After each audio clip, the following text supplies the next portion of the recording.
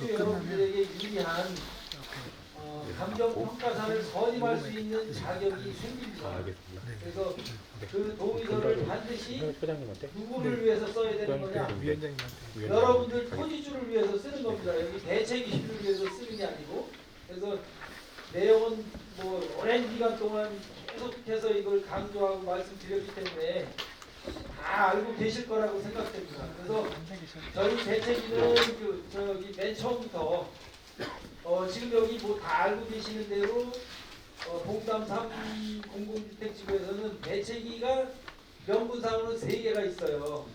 뭐 알고 계신 대로 보상대책위가 있고, 그 다음에는 주민대책위가 있고, 그 다음에 협동조합이 있다라고 이제 알고 계실 겁니다. 그래서 이 대책위에 상관이 없이 지금은 다 대책위가 협의적으로 진행이 되고 있습니다. 그래서 2차례에 걸쳐서 대책위 협의회하고 협의를 해서 공동으로 이 LH를 상대로, 국토부를 상대로 해서 대응하자, 이렇게 협의가 돼서 2차례에 걸쳐서 이제 만났습니다. 그래서 우리 토지주 여러분들께서 걱정하시는 부분이 대책위끼리 서로 싸우는 부분을 상당히 우려하고 계시죠? 그렇습니까? 안 그렇습니까? 네, 그래서 대책위끼리 서로 누구를 위해서 이 대책위를 하는 거예요? 네, 저도 마찬가지 토지주지만 저를 위해서 하고, 여러분들은 여러분들을 위해서 이 대책위 활동을 하시는 거고, 주민추천 감정평가사를 선정하기 위해서 동의서를 쓰시는 겁니다. 그래서 저희는 첫 번째부터도 말씀드렸지만 어느 대책이 간에 주민추천 감정평가사 추천 동의서는 반드시 써주셔야 된다. 그런데 동의서를 쓰시는 데 있어서 뭐 지분별로 이 명의가 여러 분이 계신 분이 계세요. 그러면 어떻게 대표로 한 명만 써야 될까요? 각각 써야 될까요? 각각 써야 됩니다. 네, 저기 우리 박성식 대의원님께서 말씀하신 대로 각각 다 써주셔야 돼요. 내가 땅이 조금만 있어, 예를 들어서 1제곱미터가 있어, 4명으로, 그러면 여기 이 부분도 한 명에 해당되는 겁니다. 토지주의 한 명.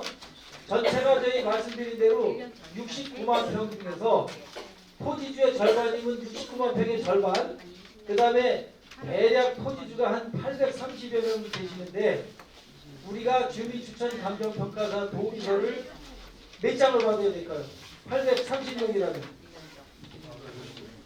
네, 절반이 되려면 450명 정도를 받아야 토지주한테 감정평가액의 몇 퍼센트가 더 받을 수 있을까요? 그 사업 시행자 평가사가 100만 원을 한 평당 준다고 했어요. 그러면 우리 여기 토지주 감정평가사는 얼마를 더 감정할 수 있을까요?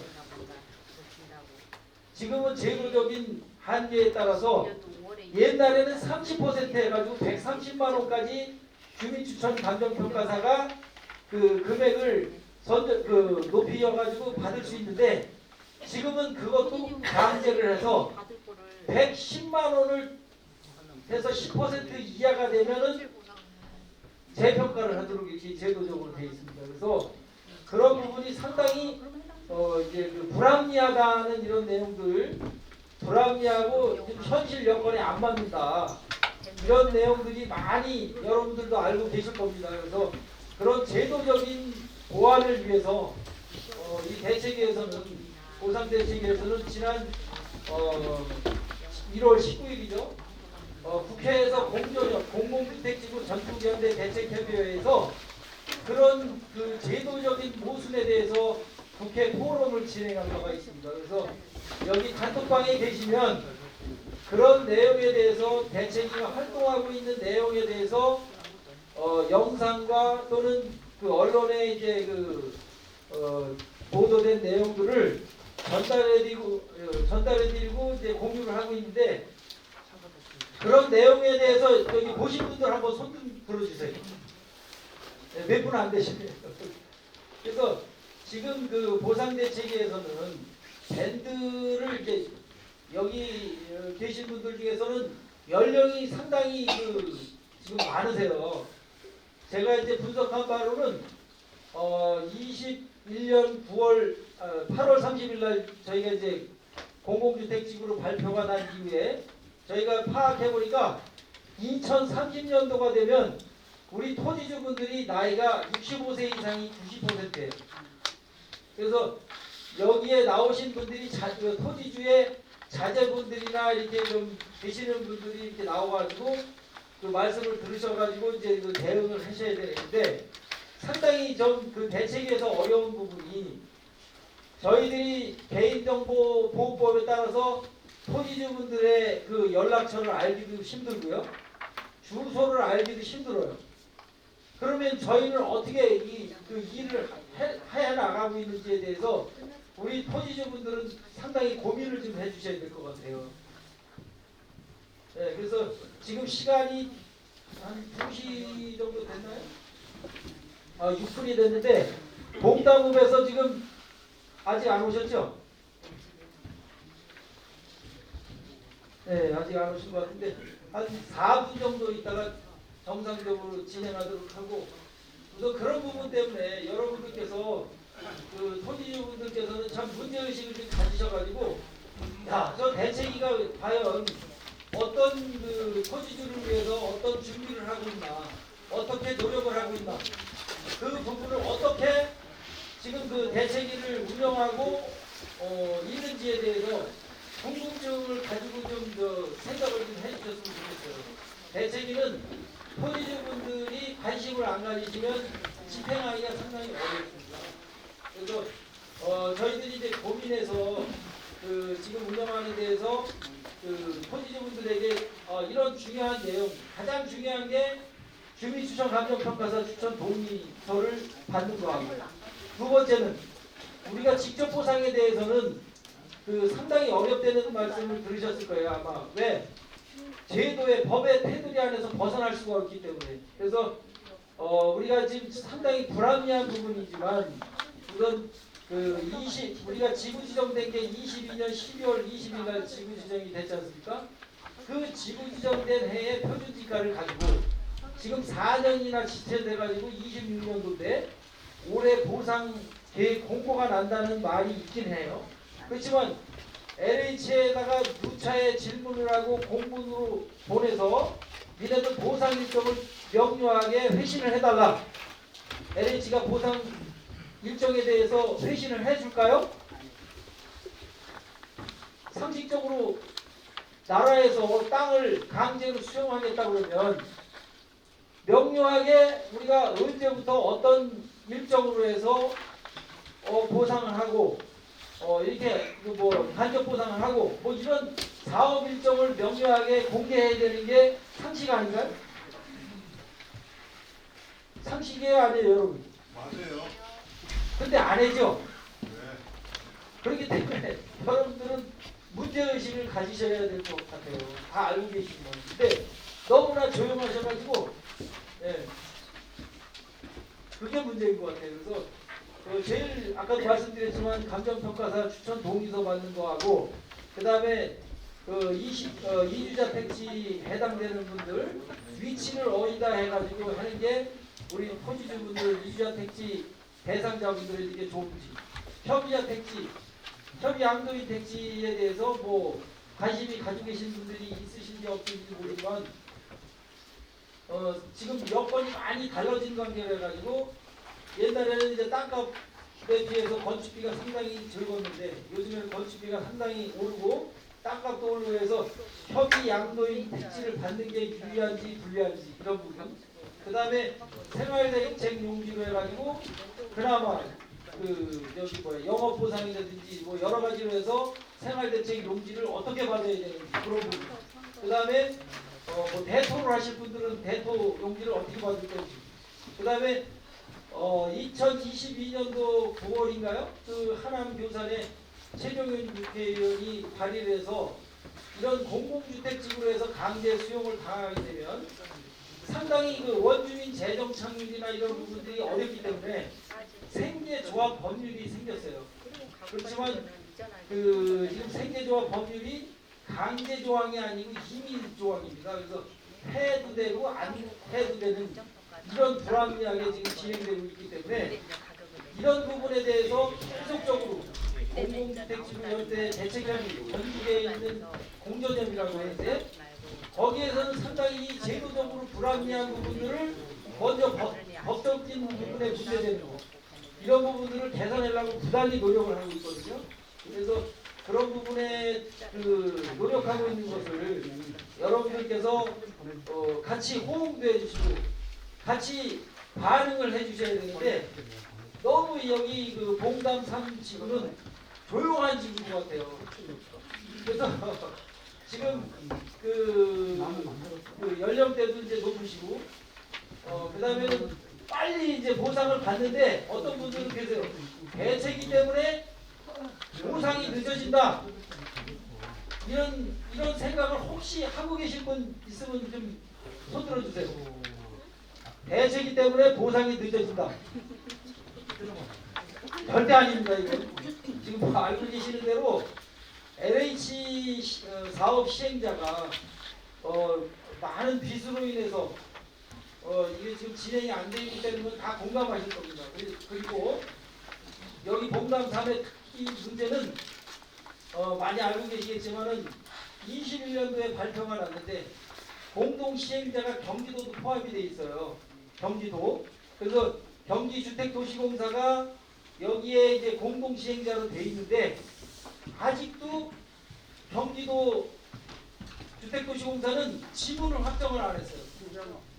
지분을 확정을 아직 안 해가지고 왜 지분 확정하는 거하고 안 하는 거하고의 문제가 있느냐면 여러분들이 지금 동의서 쓰는 부분도 하남 도산 같은 경우는 어떻게 하고 있냐면 LH가 하는 구역, 그 다음에 경기주택도시가 공사가 하는 구역, 그 다음에 화성도시공사가 하는 구역이 달라서 보상이 각각 나가기 때문에 동의서 쓰는 문제가 또 걸려 있는 겁니다.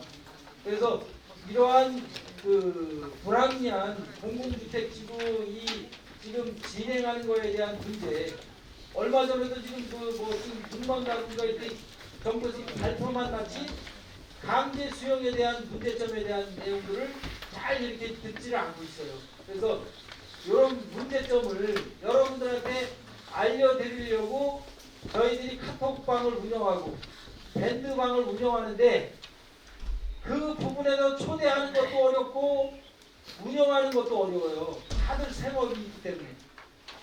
그런데도 불구하고 초대드리면 바로 나가버리는 분들도 계시고 그래서 상당히 지금 운영하는데 애로가 있는데 단톡방이나 이런데 다시 초대드리면 토지주 주변 분들한테 왜냐하면 어천 여기 바로 있는 옆에 있는 어천 공공주택지구 아시죠? 거기에서도 상당히 불이익을 받는 분들이 뭐냐면 이런 내용에 대해서 불합리한 내용에 대해서 LH에서 진행하는 내용에 대해서 개별적으로 안내를 드려도 거기에 반응 안 하는 거예요. 어제까지 해서 어천지구 같은 경우에는 생활대책용지 대상자들을 본인이 가서 LH에 신청하라고 이렇게 안내를 드려도 안 하는 분들이 많은 거예요. 그래서 그런 부분에 대해서 여러분들한테 개별적으로 안내드리기 힘들고 공지해드리기가 힘들어서 단톡방에 초대드리는 거예요. 그러면 단톡방에 들어와서 나가야 돼요? 말아야 돼요? 나가시지 마세요. 네. 네, 제가 너무 장황하게 말씀드렸는데 봉담읍 행정복지센터에서 오셨어요 이제? 1분만 오셨어요? 네.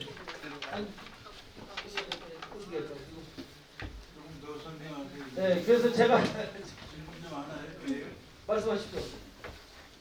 위원장님 고생이 많으신데 지금 우리 동의서 거기에 대해서 굉장히 강조를 하고 계시고 또 많은 말씀을 하고 계시는데 혹시 감정평가사가 세 분이 된다고 저희 말씀하셨거든요. 근데 지금 토지주가 51%가 안 돼서 토지주의 추천하는 감정평가사가 안 됐을 적에 그때의 토지주들에 대한 손해 그것이 어떤 게 있을 건가 한번 설명 좀 해주시면 고맙겠습니다. 네. 이 박성식 대의원님께서는 지금 그 우선은 감정평가사 여러분도 많이 다 알고 계실 겁니다. 감정평가사는 먼저 저기 사업 시행자인 LH에서 그 랜덤으로 진행한다고 합니다. 그러니까 순서적으로 이제 등록되어 있는 감정평가사 중에서 한 명이 있고요. 그 다음에는 경기도에서 추천하는 감정평가사가 있고, 그 다음에 세 번째는 여러분들이 알고 계신 대로 주민추천 감정평가사가 있는 걸로 알고 계시죠? 네, 그런데 이 세 개의 감정평가사가 추천해가지고 이제 그 감정을 할 때, 여기 여기는 지금 여기 말씀드리지만 감정평가원에서 근무하고 정년 퇴직하신 분들 계셔요. 제가 엊그저께 뵌 분들인데 우선은 제가 공공주택지구 전국 연대 대책협의회에 참석하다가 보니까 각각 그 공공주택지구 그 대책위마다 지금 한 경기도만 해도 한 60여 곳이 됩니다. 공공주택지구가 진행되는 게 지금 발표나무로 해가지고 한 70개 정도가 될 것 같아요. 그런데 각각 그 대책위별로 생각이 달라요. 왜냐하면 주민추천평가사하고 그 사업 시행자인 LH 평가사만 해서 1대1로 해가지고 하는 게 유리하다라고 이렇게 하시는 분도 계시고, 또 다른 대책위 같은 경우는 3개를 하되 LH 말고 경기도에서 추천하는 감정평가사를 우리 편으로 만들어서 2대1화 시켜가지고 감정평가 진행하는 게 유리하다 이런 말씀이 있어요. 근데 이런 부분에 대해서 여러 가지 이제 말씀이 있지만 지금까지 종합해 보면은 경기도 추천을 배제하고 2개로 해서 하는 게 제일 유리하다 토지조합세 그렇게 이제 알려져 있습니다. 제가 잘못 알 수도 있는데 거기에 대해서 더 정확히 아시는 분들은 대책의 자문을 좀 해주셨으면 좋겠어요.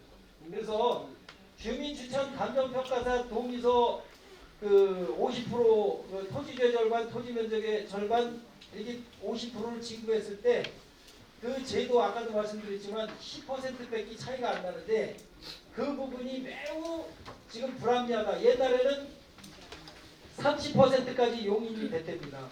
30%까지 그 감정 금액의 차이가 나는 것이 용인이 됐었는데 최근 더 강화한 거예요. 누구한테 유리하게?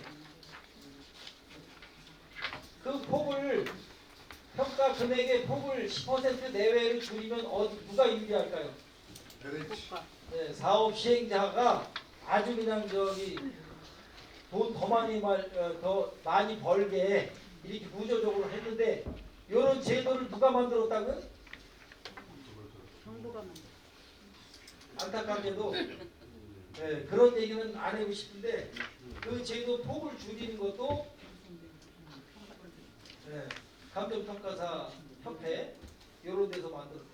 그래서 이런 불합리한 제도를 우리 토지주분들이 계속 그 문제화시키고 문제 의식을 가져가지고 그런데 우리가 힘을 모아가지고 대응을 해 주셔야 되는데 봉담 상직으로 너무나 조용하셔가지고 어떻게 해야 될지를 잘 모르겠습니다. 이제 시간이 지난 관계로 해서 거기까지 말씀드리고요. 그래서 지금 제일 중요한 거는 우선 보상 일정에 대해서 많이 궁금해하시죠. 근데 말씀을 드렸습니다.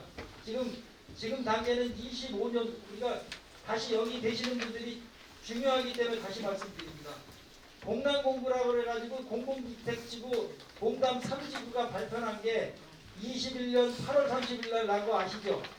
그게 중요하다라고 말씀드렸죠. 그걸 기준으로 해서 1년 이내에 여러분들이 거기가 주소가 되어 있고 사는 분들, 거기서 주택을 가지고 사시는 분들이 뭐 이주택지 그 대상이고, 그 다음에 영업보상이고, 생활대책명직이고, 생계조합의 그 대상이 된다. 그래서 21년 8월 30일 1년 전에 내가 여기 있느냐 없느냐에 대해서 중요하기 때문에 그걸 말씀드렸고요. 그 다음에 22년 12월 20일 날 지구 지정이 됐죠. 사업 인정 고시. 요 날짜를 여러분들이 다 기억하고 계셔야 돼요.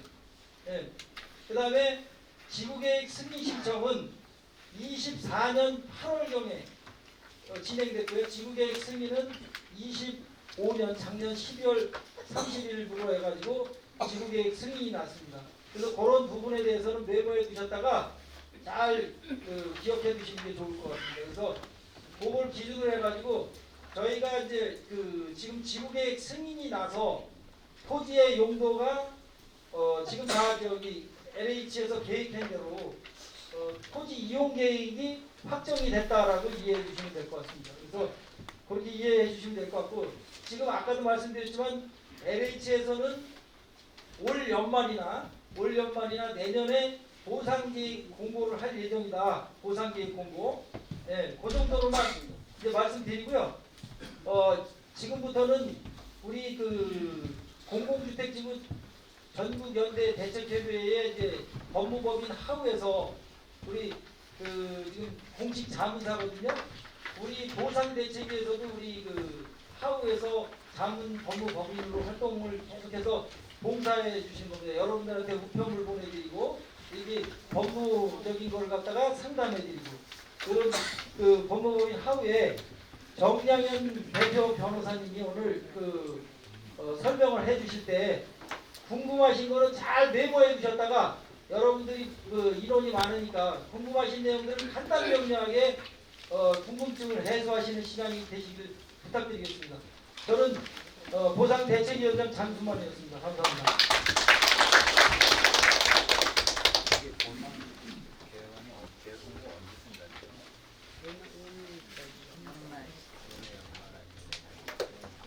예, 먼저 인사드리겠습니다. 예, 법무법인 하우의 정양현 대표 변호사입니다. 반갑습니다.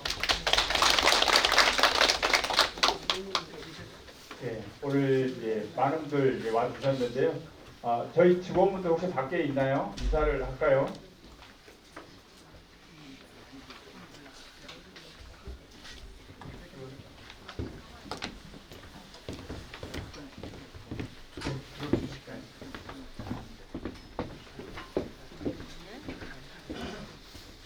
예, 저희가 수도권의 여러 사업지구 각 대책위들 자문을 하고 있는데요. 저희가 화성공단 3지구에 우리 보상대책위 자문을 계속 드리고 있고 앞으로 저희가 일을 하게 되면 한 10년 정도 같이 일을 쭉 하게 되는 것 같습니다.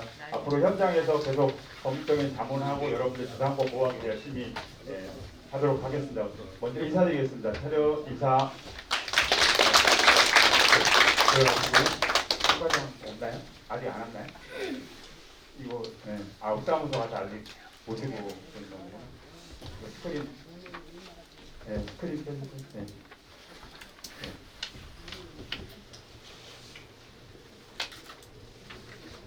예, 저희가 자료를 몇 가지 나눠드렸는데요. 혹시 앞쪽이 잘 안 보이실 것 같긴 한데 나눠드린 자료집에도 좀 있습니다. 우선은 이 권리구제 절차도가 있어요. 한 장짜리. 이 절차도를 가지고 좀 설명을 좀 드리도록 하겠습니다.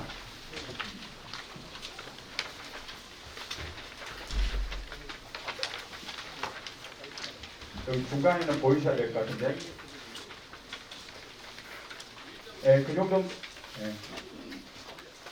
그럼 놔주세요. 이렇게 놔주세요. 예, 됐어요. 예. 여러 번 들으셨겠지만 이 절차 관련된 부분들을 조금 더 이해를 하고 계셔야 대책에서 얘기하는 부분, 그다음에 주변에서 얘기하시는 부분들이 좀 이해가 되고 서로 의사소통이 되거든요. 그래서 그런 차원에서 간략하게 한 번 더 설명을 좀 드리도록 하겠습니다. 우선은 한 장짜리 보시면 공랑공고예요. 뭐냐면 사업 발표한 날짜. 이 날짜를 좀 기억하셔야 됩니다. 2021년 8월 30일. 이 날짜가 왜 중요하냐면 앞으로 계속 또 설명드리고 오늘 좀 자세하게 좀 설명드릴 텐데 간접보상 기준입니다. 간접보상 기준일. 이걸 조금 기재를 좀 해놓으세요. 2021년 8월 30일. 이 날짜를 조금 기억을 하셔야 됩니다. 그래서 2021년 8월 30일. 뭐냐면 간접보상이라고 하는 게 대상자가 되면 자격이 주어지면 권리가 있으면 나중에 돈 주고 땅을 사는 요 권리가 있느냐 없느냐 대상자가 되느냐 안 되느냐인데 그 날짜가 2021년 8월 30일이고요. 그 날짜 기준으로 1년 전입니다. 그래서 2020년 8월 30일부터 주택을 소유 거주하면 1년 택지 공랑고 1년 전부터 공랑고 1년 전이 아니면 아파트 특별공급 이렇게 이제 구분이 되고요. 주택을 갖고 있는 분들. 그 다음에 농사를 짓고 있는 분들 같은 경우에는 언제부터? 공람공고 1년 전부터 농사를 짓고 있으면 생활대책용지, 상가딱지라고 하는 게 있습니다. 그 상가 조합을 구성하는 지분권을 받을 권리가 있느냐 없느냐 언제부터? 공람공고 1년 전부터 농사를 짓는 분들. 그 다음에 면적은 600평, 일반 노지는 600평이고요. 하우스는 200평입니다. 이거를 날짜를 좀 기억을 하셔야 돼요. 그래서 생활대책용지, 상가딱지, 상가조합의 지분권이 있느냐 없느냐 언제부터? 공람공고 1년 전부터 농사를 지어야 된다. 이거를 기억하셔야 됩니다. 이게 간접보상이지만 지작물 조사하고 다 연계되어 있습니다. 지작물 조사 나왔는데 언제부터 농사 지으셨어요? 언제부터 지었다고 해야 된다고요? 공람공고 1년 전부터. 그래야지 간접보상의 대상자가 되는 겁니다. 이게 다 연결돼 있어요. 그래서 이 날짜를 기억을 하셔야 지작물 조사를 나왔는데 잘못 얘기하면 안 된다는 거예요. 이 날짜를 기억을 하셔야 2020년 8월 30일 전부터는 농사를 짓고 있는 걸로 조사가 되어야 간접보상의 대상자 자격이 주어진다는 겁니다. 이 날짜를 좀 기억을 하셔야 됩니다. 또 자세하게 또 설명드릴게요. 그 다음에 또 하나 간접보상이 뭐냐면 우리 뭐 대토보상 얘기하셨습니까? 보상금이 통지가 됐는데 현금으로 안 받고 나중에 이 공남 3지구에 땅으로 받는 거, 이게 대토보상이라고 하는 게 있습니다. 그러면 대토보상이라고 하는 게 어떻게 보면은 투자하는 건데 대토보상을 받으려고 하더라도 언제부터? 공람공고 1년 전부터 토지를 갖고 있는 분들에게 우선권이 있다는 겁니다. 이게 간접보상 기준일처럼 작동을 하는 겁니다. 그 다음에 또 하나가 협의양도인 택지는 아파트예요. 뭐냐면 보상금이 통지가 됐는데 모든 걸 다 협의하면, 그러니까 이시청 절차를 가지 않고 보상금이 책정된 대로 그냥 받으면 협의자라고 얘기를 하는 건데, 그분들에게 주어지는 혜택이 협의양도인 택지나 아파트입니다. 협의양도인 택지가 뭐냐면 주거 전용 단독주택지예요. 주거 전용 3층짜리 주거 전용 단독주택을 지을 수 있는 땅을 살 권리를 준다. 그것도 언제부터? 공람공고 1년 전부터 토지를 갖고 있는 분들이 해당된다.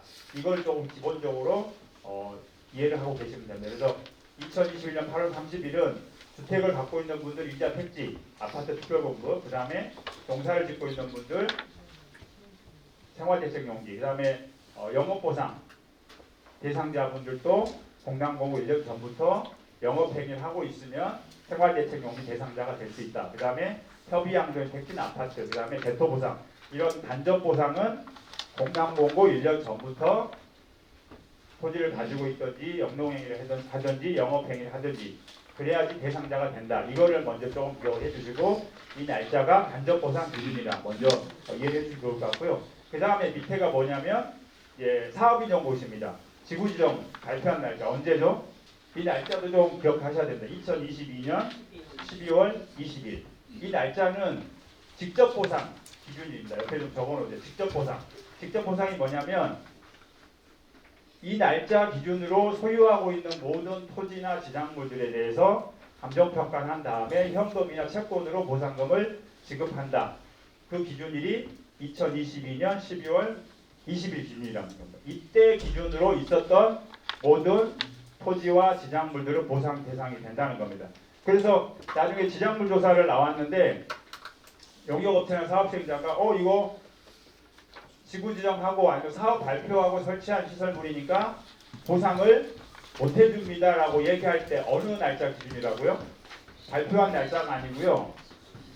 지구 지정 2022년 12월 20일 기준으로 설치되어 있었던 모든 지작물, 토지에 있는 모든 물건들 다 지작물이라고 합니다. 시설물. 그래서 허가를 받았든 안 받았든 뭐가 더 불법이든 이 날짜 기준으로 있었던 모든 지작물들은 다 보상 대상이 된다는 겁니다.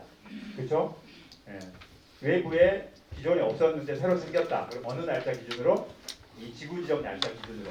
그 다음에 지작물 조사를 아직 안 하신 분들은 실내에 있는 거는 지금도 뭘 하더라도 나중에 지작물 조사할 때 있었던 거는 보상 대상이 되는 겁니다. 실내에서 지금 왜냐하면 항공사진상으로 안 보이는데 실내에 있는 물건들은 언제 기준? 지작물 조사할 때 있으면 목록에 들어가는 거예요. 거기에 대한 이전비는 보상금이 나오는 겁니다. 그래서 외부에 설치되는 시설물 기준은 지구지정 2022년 10월 20일 기준이고요. 실내에 있는 물건은 지장물 조사할 때까지 있었던 물건은 다 보상 대상이 된다는 겁니다. 그래서 지장물이라고 하는 게 어차피 이사를 가야 될 거기 때문에 이전비로 나오는 겁니다. 이전비. 지장물은 이전비입니다. 토지는 표준지 공시지가를 가지고 감정을 하지만 지장물 시설물은 옮겨가는 비용이에요. 옮겨가는 비용.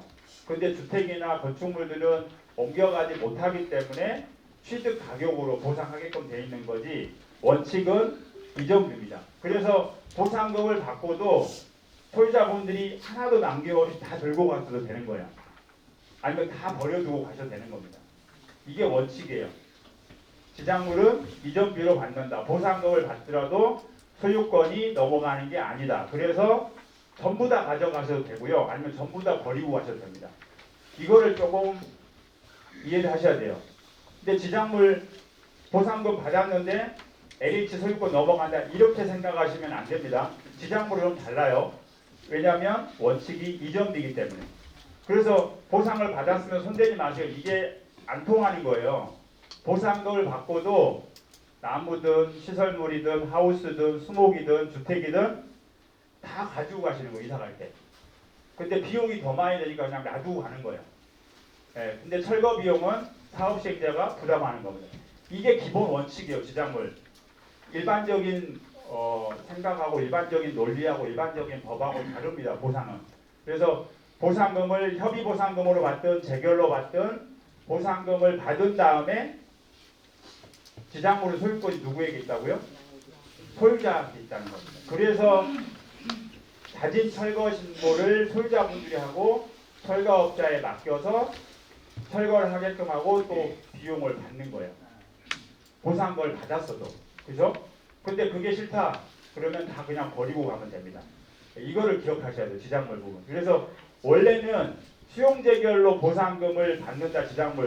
원래 등기가 넘어가면 안 됩니다. 왜냐하면 사업시행자는 그 지장물을 건물을 철거해서 없애야 되는 데 목적이 있는 거지 소유권을 취득하는 게 아니에요. 이전비 보상이기 때문에. 근데 잘 모르니까 소유권이 그냥 넘어가는 거죠. 협의 보상금을 받든 재결로 받든 등기를 다 넘어가게 되는데 그게 원칙은 잘못되어 있다는 거죠. 재결로 가더라도 소유권을 가져가는 게 아닙니다. 그래서 혹시 임대료 받고 있는 분들 같은 경우에는 LH로 소유권이 넘어가면 어떻게 되죠? 임대료를 안 주려고 하겠죠. 이게 이제 분쟁의 출발점이에요. 그래서 소유권이 넘어가는 게 아니기 때문에 소유권을 원래는 안 줘도 됩니다. 넘어가는 게 잘못된 거예요. 협의보상은 다릅니다.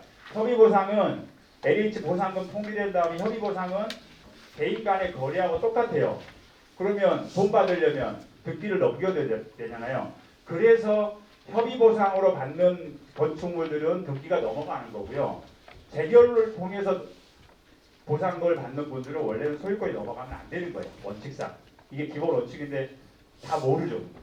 LH도 모르고 당사자도 모르고 법무사도 모르고 그죠? 그러니까 보상금 지급했으니까 그 서류 가지고 그냥 등기해가 버립니다. 그렇게 되면 임차인하고 관계에 있어서 임대료 부분 문제가 발생을 하는 건데 원칙상 법적으로는 소유권이 넘어가는 게 아니다. 그래서 임대료도 계속 가질 수 있다. 그 다음에 언제까지? 임차인 이사 나갈 때까지. 이거를 조금 기억하시면 좋을 것 같아요. 근데 이제 나중에 보면 토지는 소유권이 넘어가지 않습니까? 토지는 넘어가기 때문에 임차인이 임대료를 제대로 다 주려고 안 하겠죠. 그래서 협상을 하는 겁니다.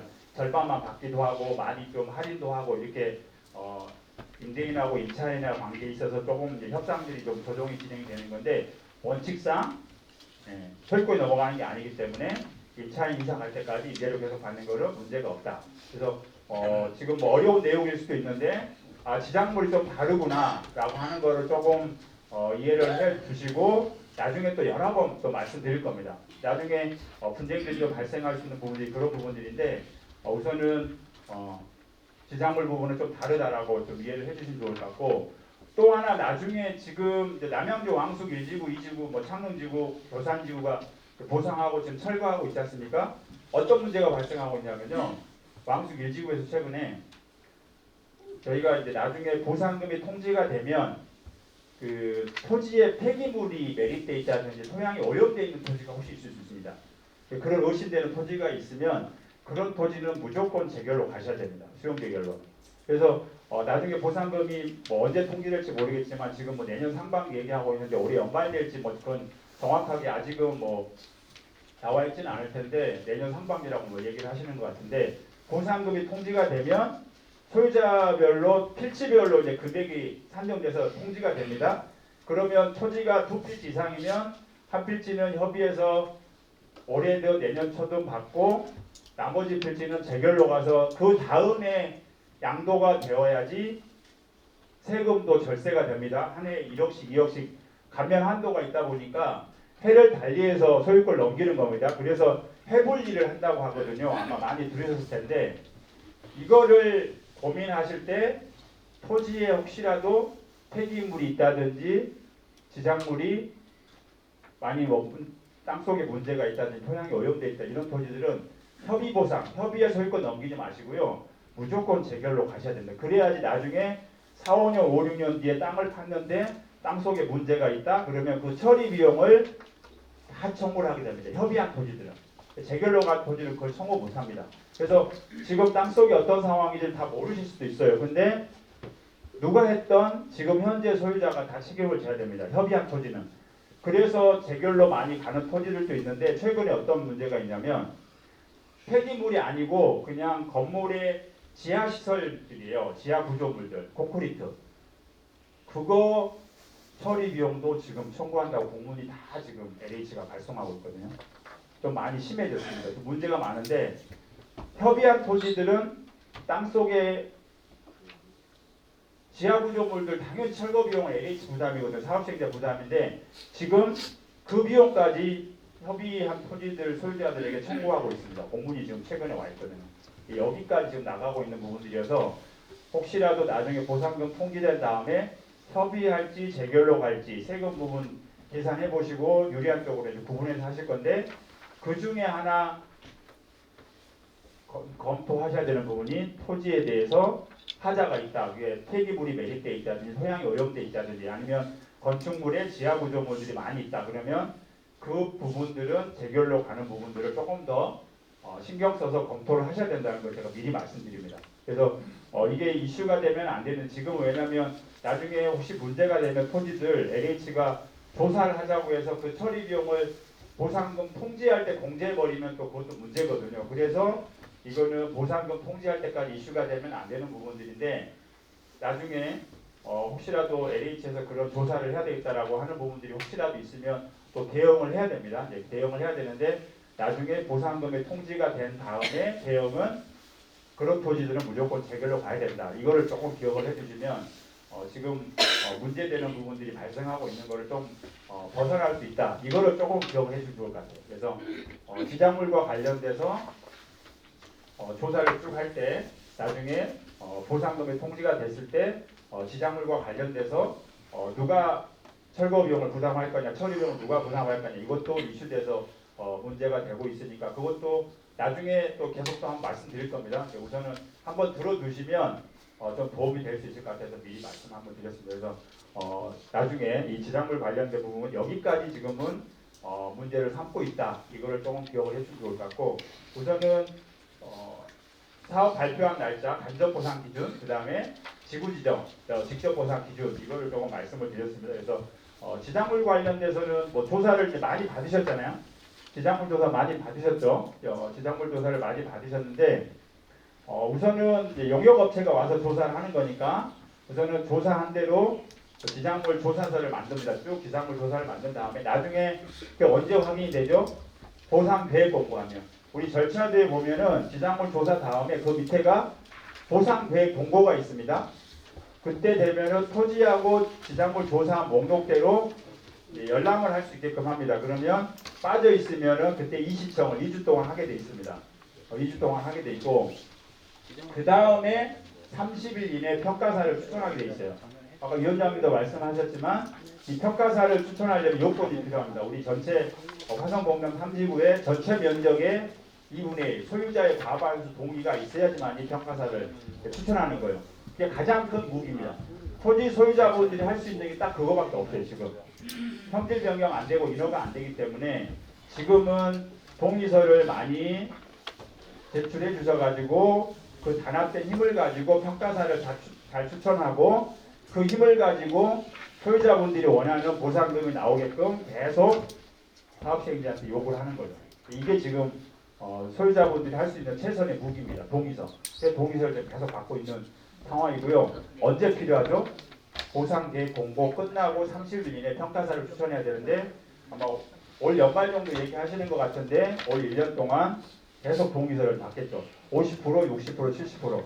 그러니까 50% 받는 것보다 60%, 60%보다는 70%, 70%보다는 80%. 동의서를 많이 받으면 받을수록 어떻게 되죠? 평가사들이 많이 부담스러워하겠죠. 소유자분들이 단합이 돼 있다는 거예요. 그러면 마음대로 평가를 못 한다는 거죠. 소유자분들 얘기를 더 들을 수밖에 없습니다. 그렇죠? 이게 엄청 중요한 거예요. 이게. 그래서 동의서를 계속 말씀드리는 거고 소유자분들이 할 수 있는 거는 동의서 제출하시는 거. 그다음에 지작물은 지작물 조사한 다음에 이제 평가할 시점에 뭘 준비하시냐면요. 건축물 같은 경우에는 신축 견적서. 원래 신축한 대로 돈을 주는 게 아니고 지작물은 이전비를 주는데 원가법으로 계산합니다. 원가법이 뭐냐면 평가할 시점에 제조달 원가가 있어요. 그걸 가지고 사용 연수를 공제하게 되어 있습니다. 그러면 오래된 건물일수록 공제가 많이 되겠죠. 그럼 보상금이 작아지겠죠. 이게 원가법입니다. 원가법. 거래사례 비교법. 이 건물이 거래되고 있는 시세대로 주는 게 아니고 원가법을 가지고 하다 보니까 오래된 건물일수록 감가가 많이 되겠죠. 그래서 보상금이 적어지는 겁니다. 그걸 극복하려면 최근에 뭐 인테리어를 했다든지 리모델링 했다든지 이런 자료가 있으면 그걸 준비하시는 게 먼저 필요하고요. 그 다음에 평가사들에게 뭐 자료를 줘서 참고를 할 수 있게끔 해야 되는데 그게 지금 이 건물을 지금 신축하려면 얼마의 비용이 들어가는지 신축 견적서를 지금 받으시는 거예요. 언제? 지금 받는 게 아니고 평가 시점에. 그렇죠? 올해 뭐 연말에 내년 초에 평가를 한다라고 하면 그 시점에 똑같은 건물을 신축하면 얼마의 비용이 드는지를 신축 견적서를 받는 겁니다. 이게 필요해요. 그다음 하우스가 많이 있다. 하우스를 그 시점에 다시 설치하려면 얼마의 비용이 드는지 하우스 200평 정도 한 동에 얼마의 비용이 들어가는지 신축 견적서를 받는 겁니다. 그런 다음에 평가사들에게 현장에서 제공하는 거예요. 이게 이제 도움이 되는 겁니다. 지작물 다른 거 할 게 아니에요. 그거밖에 없습니다. 지금. 그래서 우선은 지작물 조사를 안 하신 분들은 지작물 조사할 때까지 실내에서 설치할 수 있고 하는 부분들 얼마든지 가능하기 때문에 그거 준비하시는 거. 나중에 지작물 조사할 때 목록이 빠지지 않게끔 준비하시고 평가할 때는 신축 견적서가 준비되면 도움이 되겠다. 여기까지 좀 기억해 주시면 좋을 것 같아요. 그래서 지작물 조사할 때 언제 기준으로 지구 지정할 시점 기준으로 있었던 모든 지작물들 다 보상 대상이니까 누락되지 않게끔 하시는 게 필요하고요. 그 다음에 간접 보상과 연계돼서 공람공호 1년 전부터 농사를 짓고 있었다.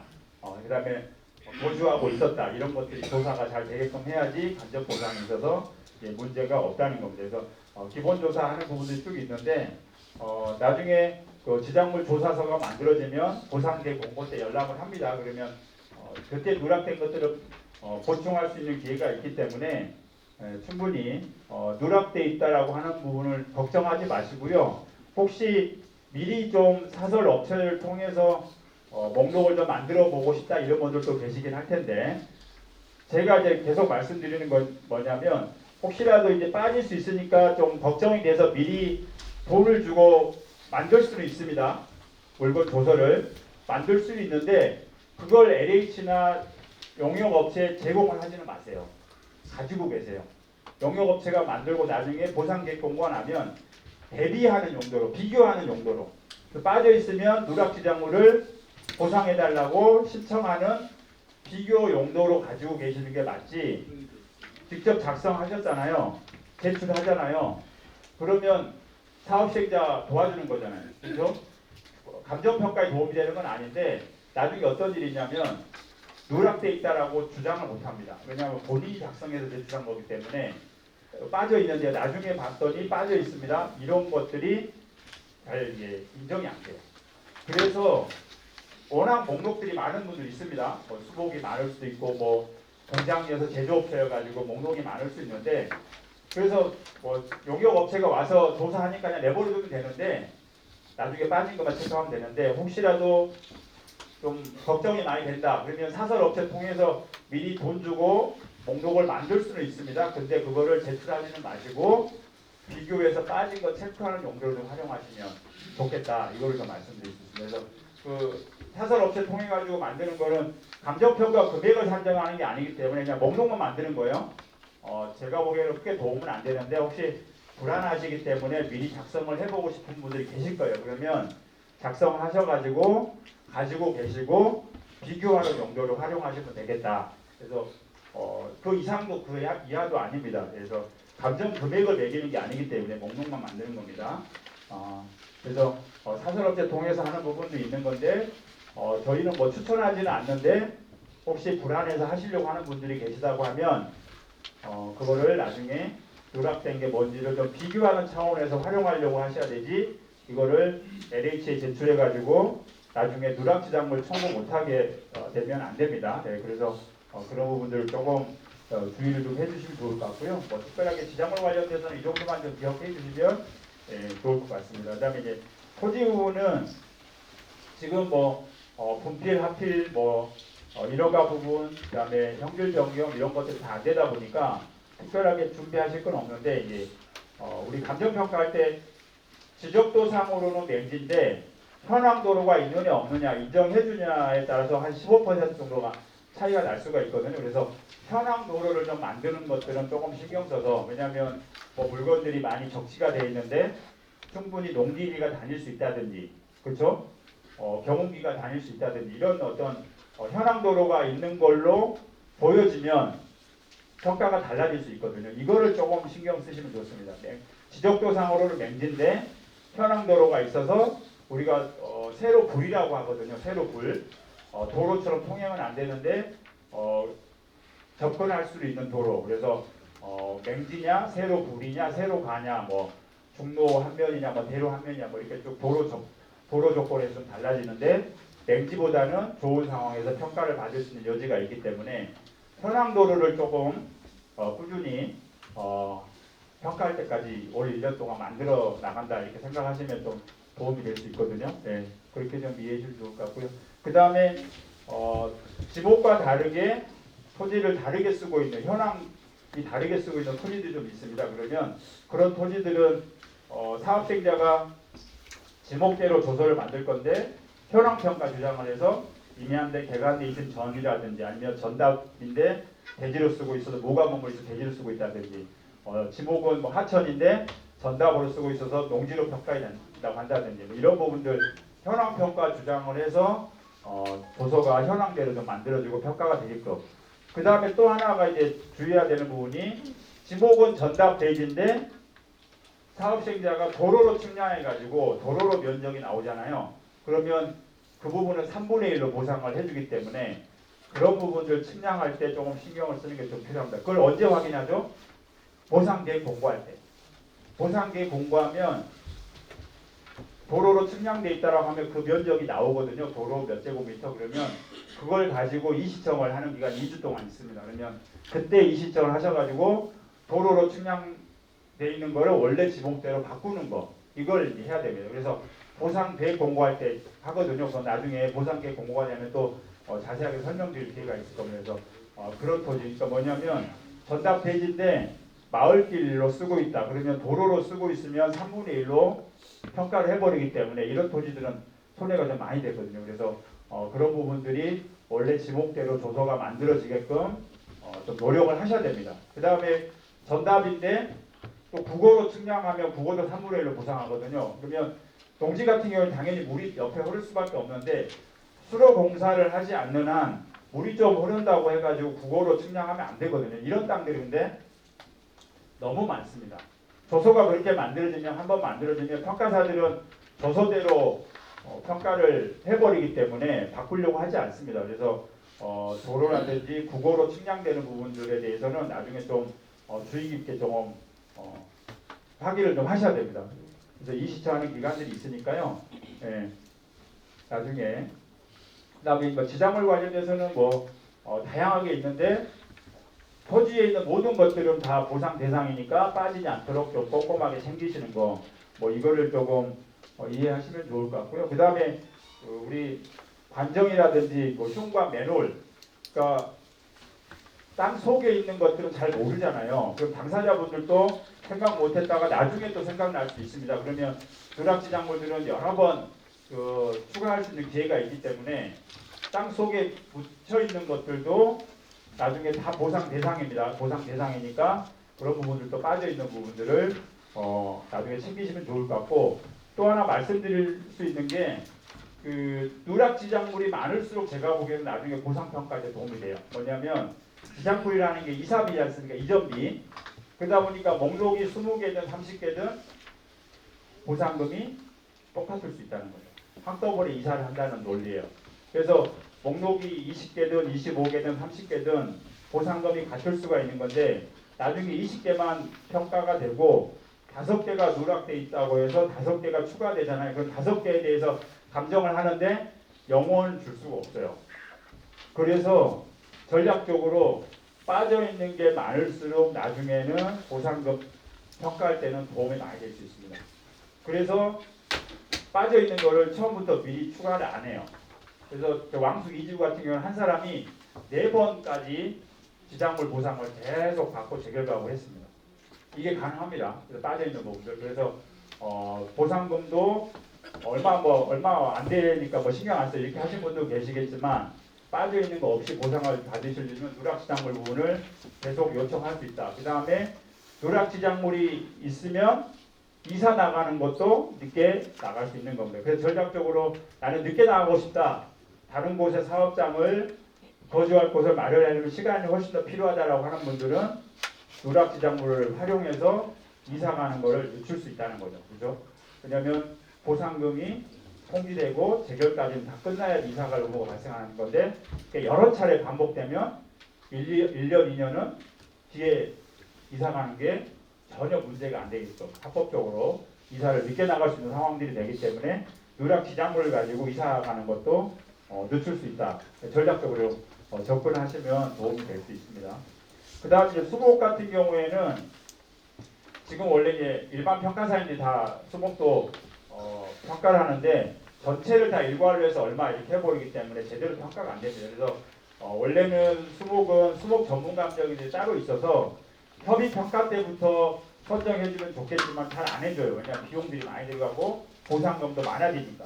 그래서 협의 때 잘 안 하고 재결 때 수목 전문 감정이 선정 안 해주고, 언제 하냐면 소송 가면은 수목 전문 감정이 저희가 다 선정 받거든요. 치열하게 주장해가지고. 그래서 수목이 뭐 얼마나 많을지는 각 당사자들마다 다르겠지만 수목만큼은 재결가고 무조건 소송을 가셔야 됩니다. 차이가 많이 납니다. 평균 한 50% 정도 차이 난다고 보시면 돼요. 그래서 금액이 몇백만 원이든 몇천만 원이든 좀 많은 데는 억 단위도 달라집니다. 그래서 수목 부분은 조금 재결가고 소송 가는 거를 좀 하셨으면 좋겠다. 그래서 금액이 얼마 안 되니까 그냥 다 협의하고 끝내고 이렇게 하지 마시고, 수목은 좀 다릅니다. 수목 전문 감정이 선정받으면 그래서 소송까지 가는 게 좋겠다. 그래서 토지나 일반 지작물은 수용재결, 이의재결, 행정소송 3번의 평가를 거쳐서 금액을 올리는데, 수목은 수용재결 끝나고 바로 소송 갑니다. 그러니까 시간도 많이 안 걸려요. 1년 안에 다 끝납니다. 수목 보상금 통지한 다음에. 그래서 수목은 재결가고 소송 가면 좋겠다라고 하는 부분 또 말씀드리고, 또 하나 이제 여러 번 제가 말씀드렸는데 오늘 또 비주얼 시간 내셔서 오셨으니까 팁을 하나 드릴게요. 뭐냐면 등기된 거 말고요, 등기 안 된 시설물들이 있습니다. 하우스, 컨테이너, 수목, 하단, 그렇죠? 콘크리트, 그렇죠? 이런 시설물들은 등기가 있는 게 아니에요.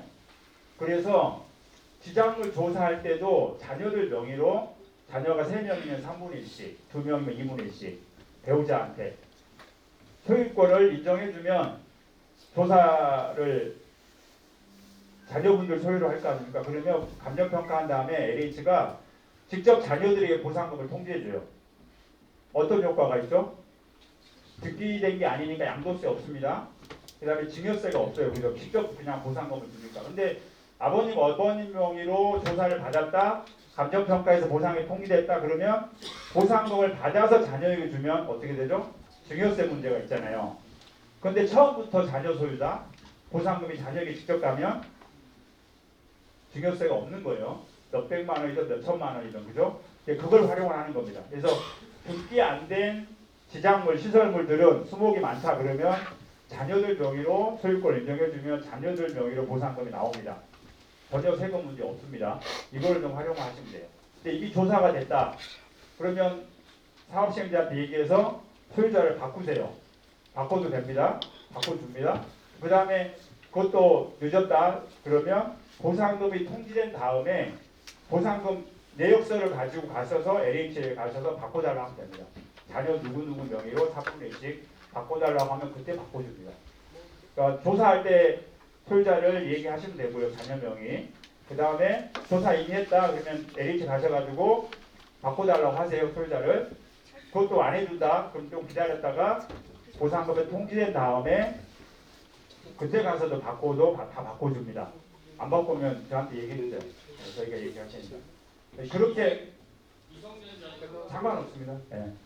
예, 등기된 거는 간접보상 부분하고 세금 문제가 있으니까 그거는 세무사님하고 먼저 다 논의를 하셔야 되고요. 등기 안 된 거, 그렇죠? 예, 그거는 자녀 명의로 다 해주셔도 전혀 문제가 없습니다. 예, 그렇게 이해하시면 세금 부분에 있어서 좀 도움이 많이 되고 자녀분들 생활비라도 쓸 수 있게끔 하시면 훨씬 도움이 됩니다. 그걸 조금 활용하시면 좋을 것 같아요. 그래서 지작물 조사할 때 등기 안 된 시설물들은 소유자를 누구에 해줘도 그냥 구두로만 얘기하면 되기 때문에 뭐 서류가 필요한 게 아닙니다. 현장에서 얘기하면 돼요.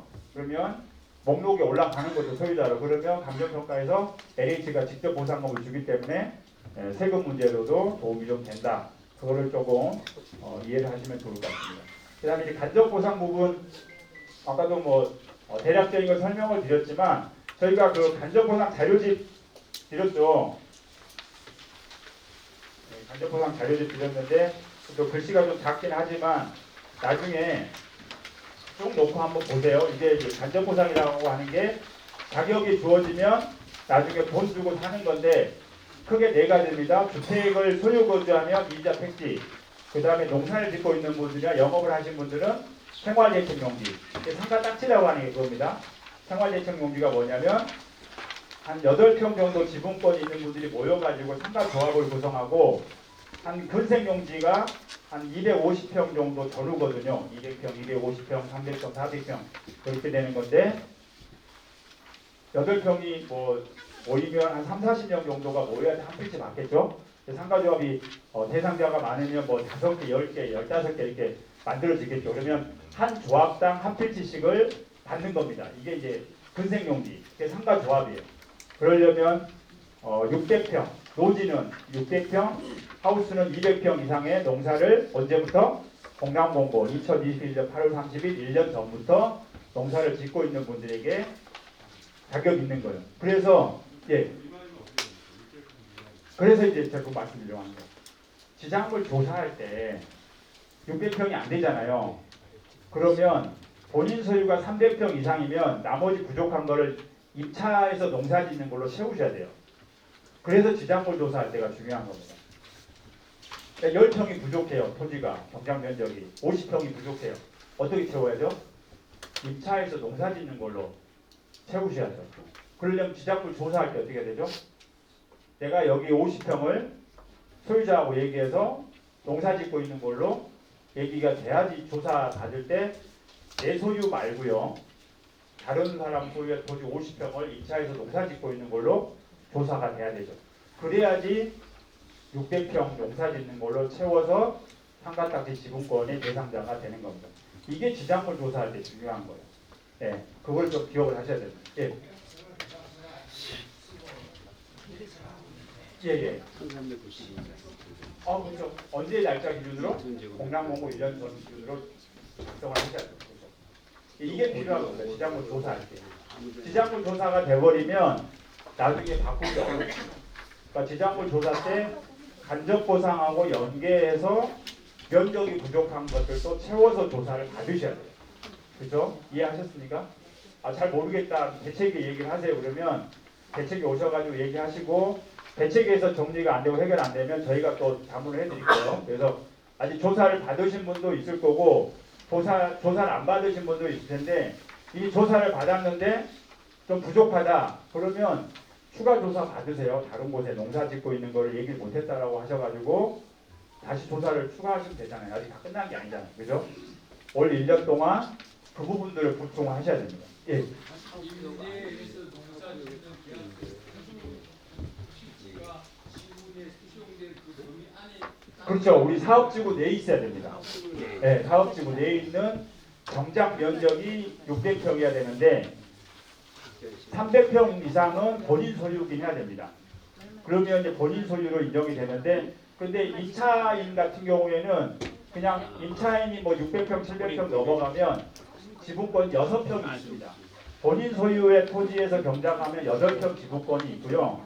임차농은 6평 지분권이 있기 때문에 임차인도 경작하면 그 지분권이 있습니다. 8평, 6평.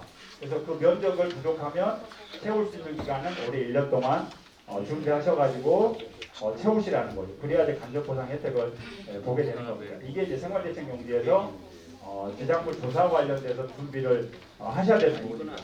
영업보상이야 이미 뭐 다 정해져 있잖아요. 이미 사업자 등록 내는 건 다 날짜가 정해져 있는데 영농보상 같은 경우에는 뭐 정해져 있는 게 없잖아요. 그죠? 자료가 있는 게 아니니까 충분히 조사할 때 잘 얘기하셔가지고 언제부터 공랑공고 1년 전부터 농사를 600평 이상을 농사를 짓고 있다는 것을 조사를 받으시라는 거죠. 네, 그게 좀 중요합니다. 그래서 생활대책용지 있고요. 그 다음에 이자 택지는 많지는 않을 거니까요. 그 다음에 생활대책용지 이게 중요한 부분이고 자세하게 나와 있습니다. 그 다음에 협의양도인 택지. 협의양도인 택지는 뭐냐면 토지가 1000제곱미터 300평 이상의 토지를 갖고 있는 분들이 보상금이 통지된 대로 다 받으면 뭐 토지든 지장물이든 본인 소유의 모든 보상을 다 그냥 협의해서 받으면 협의양도인 택지는 주거 조정이에요. 100평. 감정가로 받는 건데 100평을 살 권리를 줍니다. 감정가긴 하지만 주거 조정 단독주택지예요. 이걸 살 권리를 주는 거고 지금 이번에 지구계획 승인 났는데 봤더니 주거 전용이 86개밖에 없대요. 86개. 지금 지구계획 승인한 거 보시면 86개를 만들어놨거든요. 부족하면 어떻게 되죠?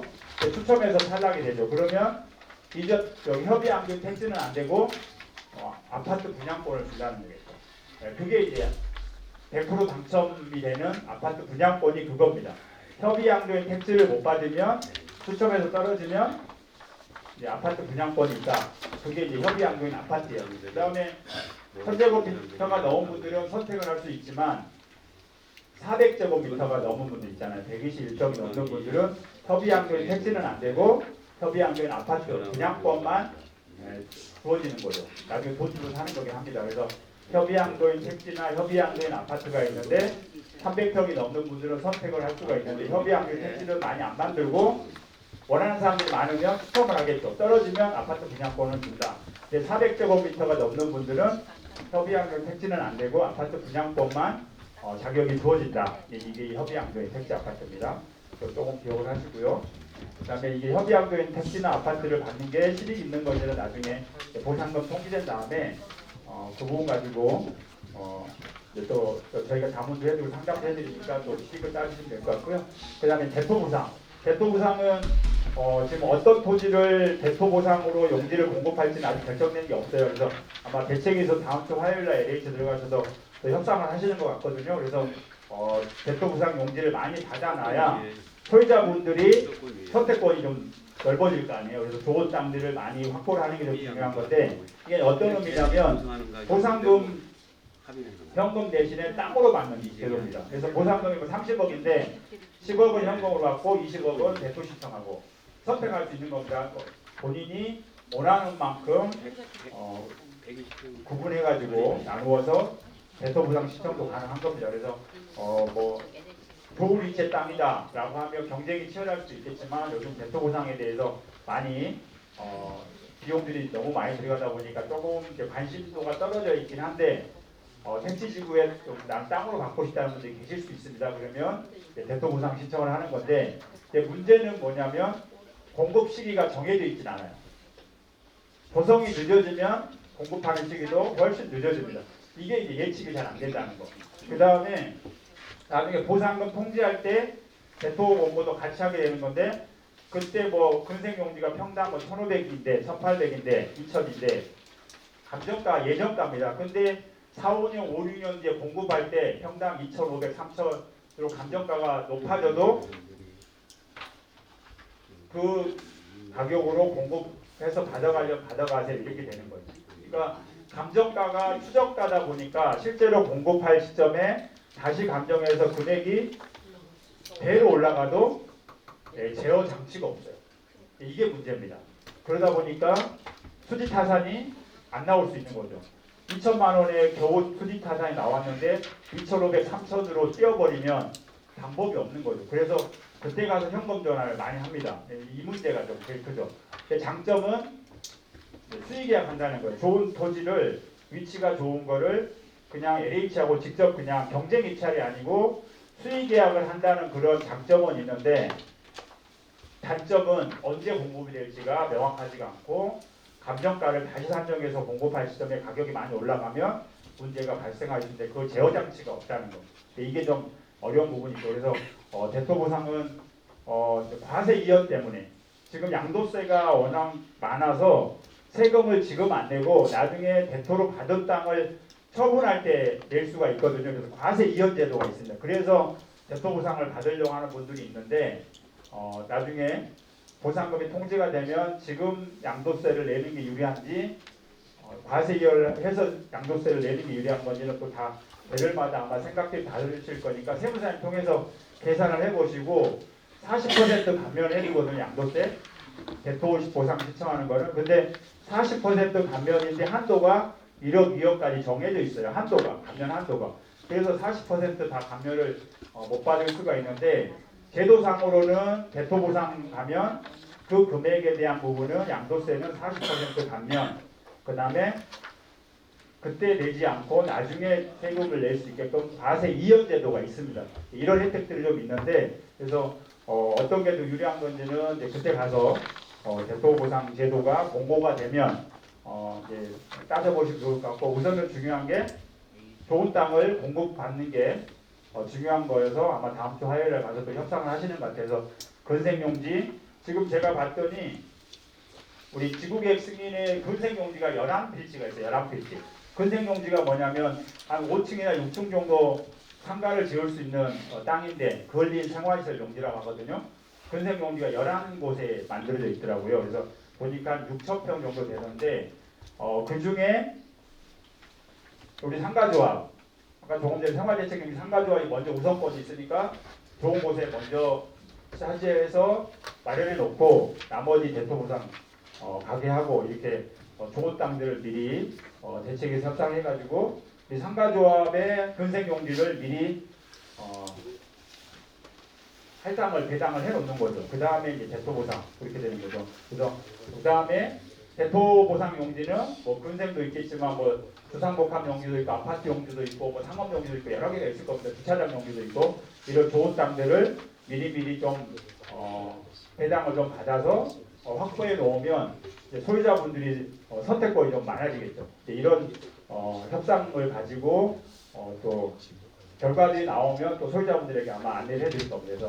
그래서 계속적으로 지금은 올 1년 동안은 이런 간접보상에 대한 부지들을 협상하는 과정이다. 그래서 관심을 좀 가져주시고 많이 얘기를 해주시면 소유자분들이 뭘 원하는구나라고 듣고 LH하고 또 협상도 하겠죠. 그래서 대토보상에 관심 있는 분들은 많이 얘기해 주시면 대토필지를 10개보다는 15개, 20개 확보해 놓는 게 좋겠죠. 그죠? 그래야지 선택이 좀 폭이 넓어지니까 그거 협상하는 과정이다라고 보시면 될 것 같아요. 그래서 대토보상 관련돼서는 나중에 또 자세하게 설명드릴 기회가 있을 텐데 우선은 토지 보상, 토지 평가를 잘 받으려면 동의서가 제일 중요하다. 지장물 부분은 빠져있는 거 걱정하지 마시고 그다음에 소유자를 좀 변경할 수 있으니까 세금적으로 활용을 하고 자녀분들에게 보상금이 직접 나가게 하면 좀 도움이 되겠다. 그 다음에 평가 시점에 신축 견적서들을 조금 작성을 해서 평가하는 데 좀 참조하도록 하면 좋겠다. 이걸 좀 기억을 해주시고요. 그 다음에 간접보상 부분은 지작물 조사할 때 누가 어떤 면적을 농사를 짓고 있는지 다 조사를 하는 거기 때문에 간접보상과 연계돼서 부족한 부분들을 미리 소유자하고 얘기해서 부족한 부분을 채워서 간접보상의 대상자가 되게끔 만들어 놓고 지작물 조사를 받으시고, 만일에 이미 조사를 받으셨다라고 하면 지금 늦은 게 아니니까 보충해서 좀 받으셔가지고 간접보상 혜택을 받을 수 있게끔 요건을 좀 갖추신 다음에 조사를 또 추가로 받으시라. 이게 좀 필요한 그런 상황인 것 같고요. 나머지 간접보상 부분들은 대상자가 되는 분들이 또 한정돼 있으니까 또 여러 번 또 앞으로 설명을 통해서 말씀을 드리겠습니다. 우선 전반적인 내용 설명드렸고요. 법적인 용어들이 좀 많아가지고 좀 어려울 거예요. 어려운데 저런 게 있구나 라고 그냥 이해를 해주시고, 어려워도 한 10%밖에 모르겠다. 그래도 엄청 잘 알아들으신 겁니다. 어려워요. 용어들이 어려운데 계속 또 설명 드릴 거니까 설명회 할 때마다 우리 보상대책에 설명회 할 때마다 오셔가지고 계속 들으시고요. 올 1년 동안 계속 들으세요. 그래야지 방법들이 보입니다. 그래서 설명할 때마다 오시고 또 모르시는 게 있으면 대책에 또 문의하시고, 그것도 모르는 게 있으면 저희한테 알려주시면 저희가 또 설명드리고 하겠습니다. 이거는 전반적인 내용 설명드렸고, 궁금하신 거 있으면은 질문하면 제가 답변드릴게요.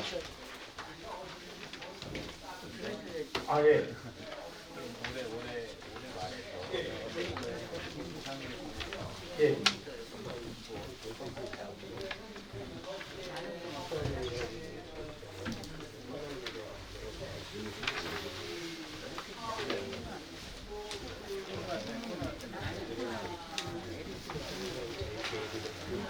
예. 예. 예. 이렇게 보시면 저희는 그 법률 자문하는 로펌이고요. 감정평가를 저희가 하는 게 아닙니다. 평가사들은 우리가 이제 그 대책위가 지금 3개 있다고 아까 얘기하셨잖아요. 그러면 대책위가 연합해서 전체 면적의 2분의 1 소유자 과반 동의서가 모아지면 우리 토지 소유자 입장에서 평가 사람을 추천을 할 수 있는 거예요. 그러면 평가사님들을 계속 토빙해서 아마 검증을 할 겁니다. 대책위에서 검증한 다음에 소유자분들한테 안내를 할 거예요. 그러면 그 평가사들 선정하는 거고, 저희는 평가에 관여하는 게 아니고요. 그다음에 저희는 자문해드리고, 보상금이 나중에 통지되면, 현위보상금이 통지가 되면 개별 상담을 통해서 협의할 토지, 재결로 할 토지, 간접보상의 혜택이 어떻게 되는지 이런 것들을 개별적으로 저희가 자문하고, 보상금을 더 올리기 위해서 가는 분들 저희가 맡아서 대리해서 하는 거고요. 저희가 감정평가 많이 하는 건 아닙니다.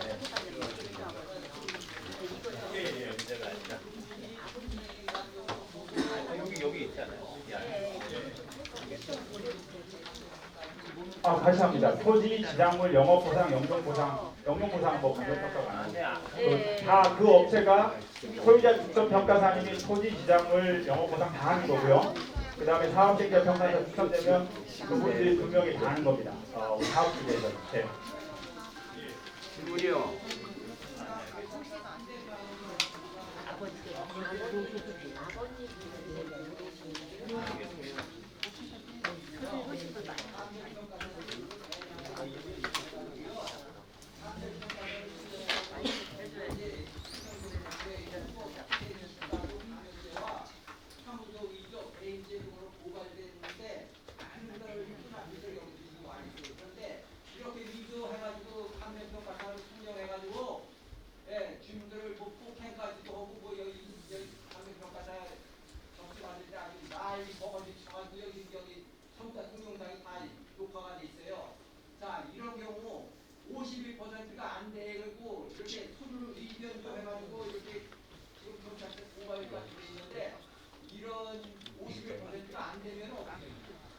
그런 사태가 벌어지면 안 되겠죠. 51% 과반이 안 넘잖아요. 그러면 기간을 한정 없이 끌을 수가 없기 때문에 소유자 추천 없이 해버립니다. 그럼 어떻게 되죠? 사업시행자하고 보추천 두 군데에서 하는 거죠. 원래는 3명 할 수 있잖아요. 사업시행자 추천, 보추천, 그다음에 소유자 추천. 근데 소유자분 입장에서 보추천을 배제해달라고 하기 때문에 소유자 추천, 사업시행자 추천 2명이 하게 되는 건데, 만일에 요건이 안 된다. 언제 요건을 갖춰야 된다 그랬죠? 보상계획 공고를 하면 보상계획 공고 열람 이시정이 2주 동안 있거든요. 그 뒤에 30일이네요. 근데 그 요건을 못 갖췄다. 사업자가 조금 연장을 해주긴 하지만 그래도 안 들어온다? 설득력 없이 합니다. 최근에 광명 시흥지구가 384만 평인데 문제가 좀 터진 게 뭐냐면 그 앞 옆에 있는 조그만 훼손지 복구 사업에 2만 평 되는 토지가 있어요. 관심이 없어요. 2만 평. 이번에 소유자 추적 못했어요. 어떻게 나왔죠? 옆에 28만 평 광명 하나님 기구가 있거든요. 보상 나와서 지금 저희가 상담하고 있는데 거기에 절반밖에 안 나왔어요. 바로 옆에 붙어 있는. 그러니까 그게 광명 시흥지구에 바로 영향을 미치게 지금 평가하고 있거든요. 광명 시흥지구가 발칵 뒤집혔죠. 그게 엄청 큽니다. 효과가. 그러니까 소유자 추천이 없으면요. 사업시행자 주도에서 평가하게 되면요. 지금 그래도 소유자 추천이 있어도 시세 3분의 정도밖에 안 되는데 그게 절반으로 떨어진다고 보시면 이게 엄청나게 심각한 문제가 발생할 수 있습니다. 그래서 소유자 추천을 무조건 해야 되는데 그러려면 그냥 해주는 게 아니에요. 과반 요건을 갖춰야 됩니다. 그래서 지금이 중요한 시기인 거죠. 그래서 단독으로 과반이 되면 좋겠지만 그게 안 되면 대책위가 단독으로 과반을 갖는다는 게 어떤 의미죠? 그만큼 단합이 돼 있다는 거면 평가사들도 훨씬 더 무서워하고요. 사업시행자도 훨씬 무서워합니다. 제일 좋은 건데 그게 잘 안 되잖아요. 지금. 그러면 대책이 있게 연합해야죠. 연합해서 과반을 채워야 되는데 부족하면 문제가 심각해지는 거니까 올 1년 동안 빨리 동의서를 채워야죠. 그러려면 주변 분들 많이 얘기해 주셔야 돼요. 마냥 기다려주지 않습니다. 어느 순간 되잖아요. 그냥 소유자증 없이 합니다. 그냥 법적으로 문제가 안 되기 때문에. 그러면 이제 반발이 심하겠죠. 반발이 심할 수는 있는데 어느 정도 기다려서 채울 수 있어야 되는데 그게 안 되면 없이도 할 수 있다. 그래서 조금 주변 분들 많이 얘기하셔가지고 좀 더 신경을 쓰면 좋겠다. 이렇게 이해하시면 좋을 것 같습니다. 예. 예. 예.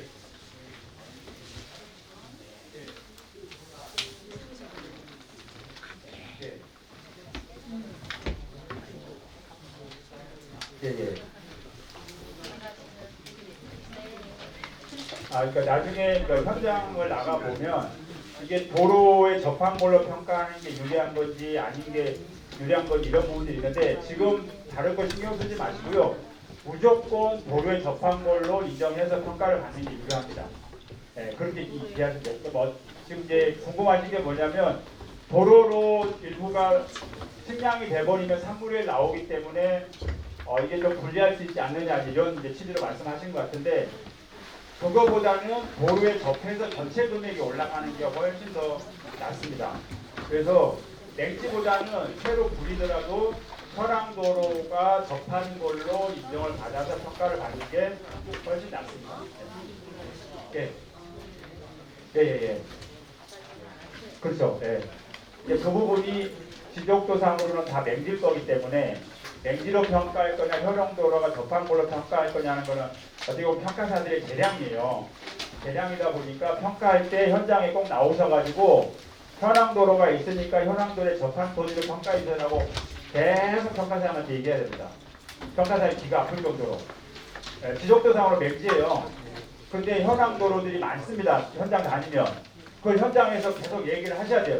그래야지 평가사들이 본인들이 가지고 다니는 자료에 현황도로 있다고 기재를 할 거 아니에요. 그래야지 금액이 달라집니다. 그냥 내버려 두잖아요. 다 지적도상 그냥 맹지로 다 평가해 버립니다. 그러니까 현장 평가할 때 현황도로에 접한다는 거를 강조를 많이 하셔야 돼요. 그것만 지금 기억하시면 좋을 것 같아요. 다른 거 기억하지 마시고 현황도로에 접한 토지로 평가하게끔 평가사들을 계속 요구를 하는 게 도움이 된다. 이것만 조금 기억하시면 좋을 것 같아요. 혹시 뒤에 차분하게 하시면 됩니다. 제가 다 설명드릴 테니까. 지적상으로는 농로 도로로 되어 있는데요. 현황으로는 지금 도로가 아닙니다. 그런데 이럴 경우는 어떻게 하는 거예요? 지금 말씀하신 부분이 지목상 도로지 않습니까? 그 지목상 도로인데 현황이 도로가 아닌 부분. 그 지목상 도로가 어떻게 됐느냐 이게 중요합니다. 뭐냐면 인허가 때문에 주변 본지의 건축 인허가 때문에 도로로 바뀌었다 이러면은 그 도로를 평가할 수밖에 없습니다.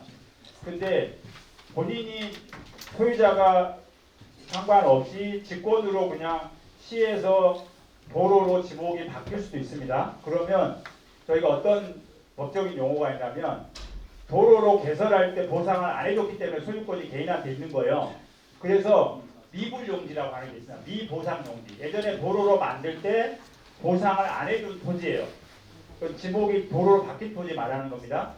그래서 미보상용지, 미불용지라고 해서 지금 사업 시행자 LH가 보상할 때 원래 지목대로 도로가 아니고 원래 지목대로 보상을 해달라고 하는 제도가 그게 미불용지, 미보상용지입니다. 그걸 조금 기억하셔야 돼요. 제가 말씀드렸던 지목이 전답 대지인데 현황이 도로여서 도로로 측량한 거하고 정반대입니다. 그건 사실상 사도라고 하는 거예요. 지금 말씀드린 거는 지목이 도로로 바뀌어 있는 거예요. 지목이 도로로 바뀌었는데 바뀐 이유가 건축 인허가 때문에 도로로 바뀐 거다라고 하면 그 도로로 평가할 수밖에 없는 건데 전혀 당사자와 상관없이 직권으로 도로로 바뀌었다 그러면 도로 개설할 때 보상을 안 해줬기 때문에 미보상 용지입니다. 미불용지. 지금 보상을 원래 지목대로 해달라고 하는 제도가 있으니까 그걸 좀 이야기를 하시면 좋을 것 같아요. 도로로 지목이 바뀌어 있는 경우 말씀드리는 겁니다. 위아래 농로인데 농로예요. 근데 지목은 도로로 되어 있습니다. 근데 그 도로를 사용을 안 하고 그냥 농지로 이렇게 그렇죠. 그 도로로 바뀐 게 이유가 있을 거니까 도로로 바뀐 부분이 본인이 원해서 인허가 때로 바뀐 게 아니라고 하면 미보상 용지로 해서 충분히 원래 지목대로 보상을 받을 수 있을 것 같거든요. 그걸 좀 활용을 하시면 좋을 것 같아요. 미보상 용지. 협의 양도인 택지에 대해서 한 가지만 물어보는데요.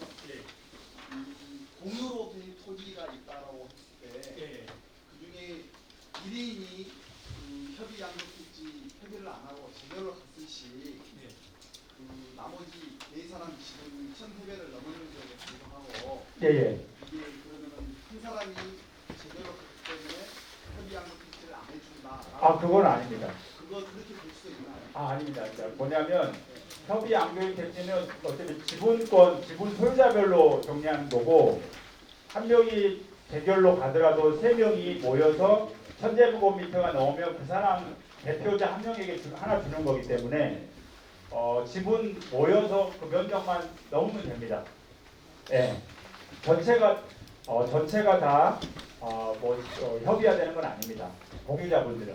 그러면 이게 LH 같은 경우는 이 규정이 보면은 공유자처럼 이게 협의가 돼야 된다라고 했을 때 그런 뭐 공문 같은 거 가지고 그게 공문이 혹시 있습니까? 아니 뭐 보상 규정이 그렇게 안 나오나요? 그게 아닙니다. 그렇게 아니고 이제 공유자분들은 공유자별로 본인이 가지고 있는 지분이 1000제곱미터 넘으면 상관이 없는데 그게 부족하면 2명, 3명이 합쳐서 넣으면 되는 거고요. 다른 사람이 재결간다고 해서 그건 영향이 있는 건 아닙니다. 그렇게 이해하시면 됩니다. 2000제곱미터 이상을 갖다가 그 농지로 그냥 갖고 있으면은 간접보상 받을 수 있는 거예요? 아니면 거기 농사까지 져야 되는 거예요? 다? 이겁니다. 그러니까 2000제곱미터는 지금 농사를 직접 짓는 분한테 농사를 짓는 분에게 주어지는 게 간접보상이에요. 상가딱지, 경과대상용지예요. 그래서 농지만 갖고 있으면 되는 게 아니고 실제 농사를 지어야 됩니다. 그래서 임차인 분들이 받는 거예요. 상가딱지는. 그렇게 보시면 됩니다. 직접 농사를 지어야 됩니다. 소유하신 분이 짓든 임차인이 짓든 농사를 짓는 분에게 주는 게 생활대책용지 간접보상입니다. 그렇게 이해하시면 됩니다.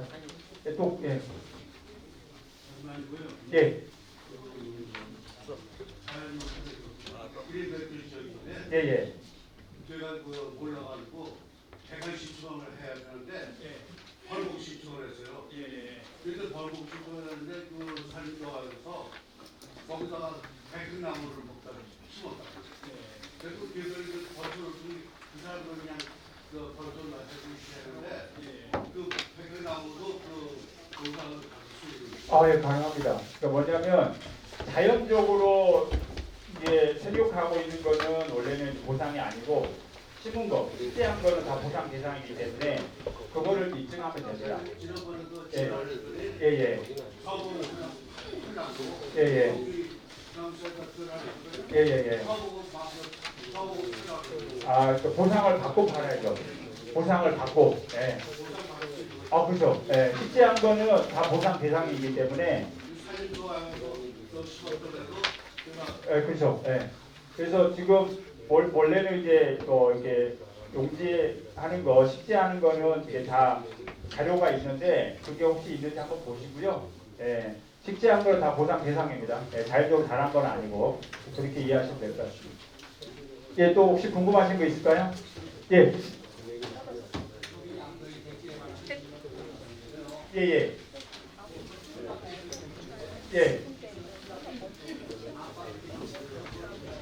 예. 아, 그 협의한 택지에서 추첨에서 떨어지면 이제 아파트 분양권인데 아파트 분양권은 나중에 그 아파트가 지어진 다음에 입주자 모집 공고를 하거든요. 한 4, 5년, 5, 6년, 7, 8년 뒤에. 그때 무주택 세대 구성원이 됩니다. 예, 그것만 요건이 있습니다. 예, 모든 걸 다 협의하면 자격은 주어지는데 아파트 분양권 받으려고 하는 분들은 입주자 모집 공고할 때 무주택 세대 구성원이 됩니다. 전체 세대 구성원이 다 무주택이 됩니다. 예, 한 세대. 예, 그렇게 이해하시면 됩니다. 예. 예.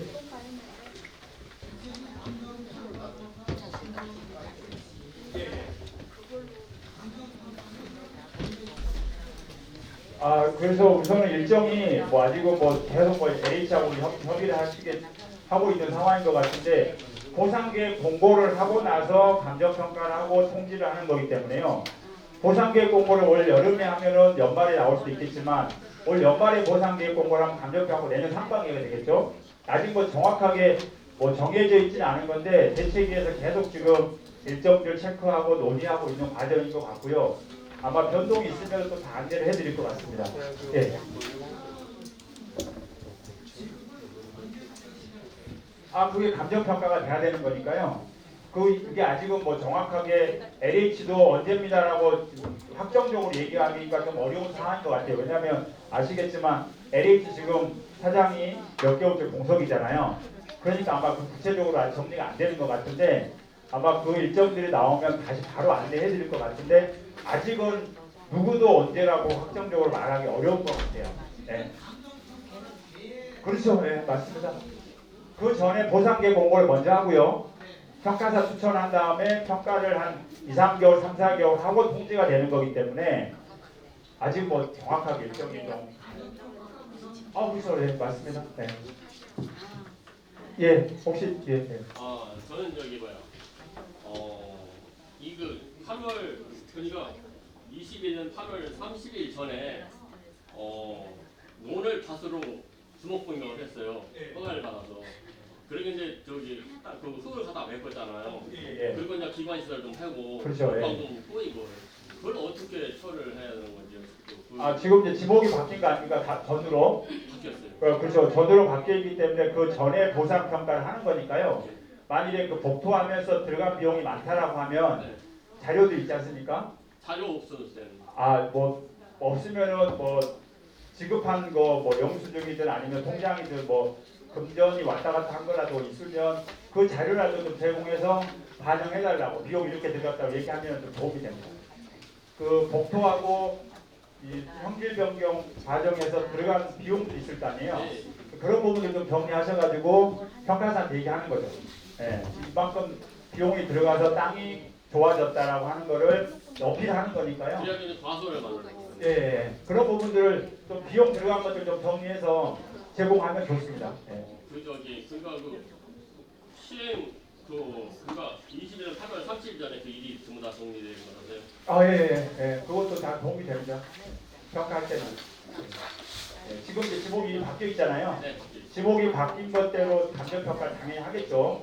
근데 그 토지가 원래부터 그런 상황이 아니고 만들어지는 과정에서 비용이 들어간 게 있잖아요. 최근에 그죠? 얼마 안 됐으니까 그 비용을 참작해달라고 하는 거죠. 그만큼 땅의 가치가 높아져 있는 거를 반영해달라고 하는 거니까 그걸 준비하셔가지고 자료 제공하면 도움이 됩니다. 저기 변호사가 개인 연락을 좀. 알겠습니다. 그 대표에 있어서 과세 이전의 장점이 있다고 그러잖아요. 양도세도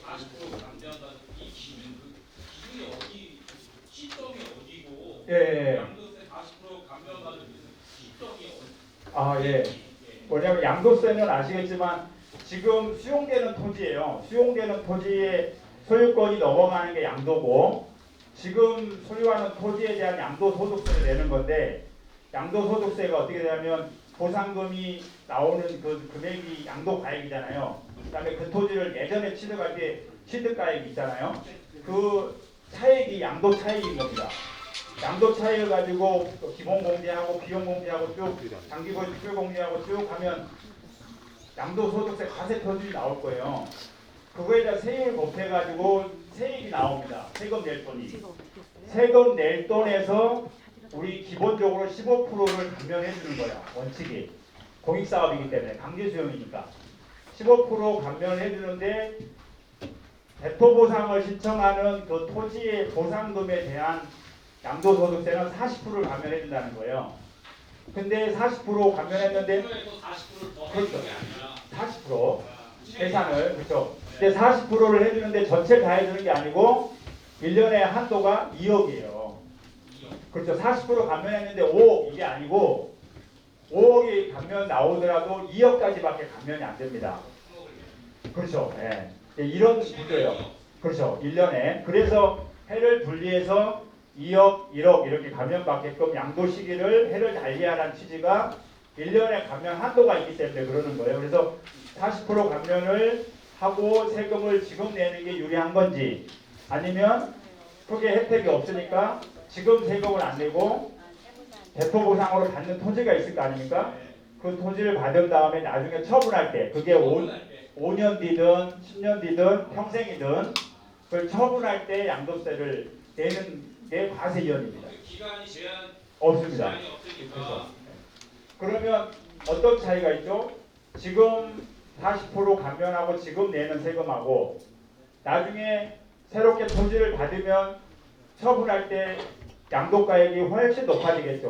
20억짜리가 40억 됐다라고 하면 양도 차익이 엄청 커지겠죠. 세금이 이제 더 많아지겠죠. 나중에는. 왜냐하면 양도가액이 높아지니까 취득가액이 훨씬 낮으니까 양도 차익이 많아지고 세금은 더 많아지는데 그걸 선택을 할지 지금 세금을 내버릴지 그거는 이제 소유자분의 선택의 문제죠.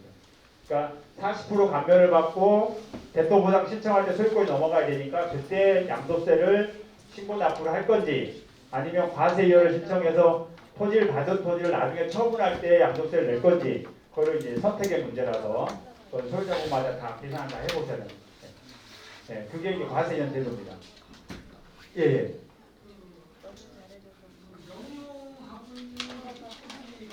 예. 예, 예, 예.